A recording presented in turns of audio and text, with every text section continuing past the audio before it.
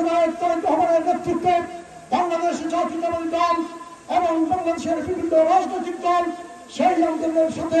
সম্পৃক্ত হয়ে চূড়ান্তভাবে শেখ হাসিনাকে পদত্যাগে বাধ্য করতে যখন সক্ষম হয়েছেন, তিনি তখন দেশ থেকে পালিয়ে পদত্যাগ করে ভারতে আশ্রয় গ্রহণ করেছেন। সংগ্রামী বন্ধুরা, বাংলাদেশের ছাত্র সমাজ এবং জাতীয়তাবাদী দলের গণতন্ত্রের সংগ্রাম এখনো শেষ হয়নি। একটি অবাধ এবং নিরপেক্ষ নির্বাচনের মাধ্যমে নির্বাচিত সরকার, নির্বাচিত সংসদ এবং জনগণের ভোটে নির্বাচিত সরকার প্রতিষ্ঠা না হওয়া পর্যন্ত আমাদের সংগ্রাম চলবে।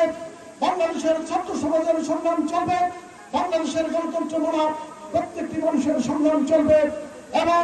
একটি অবাধ এবং নিরপেক্ষ জাতীয় নির্বাচন পর্যন্ত আপনার অতন্ত্র প্রহরীর মতো বাংলাদেশের জনগণের পাশে থেকে বাংলাদেশের গণতন্ত্রের জন্য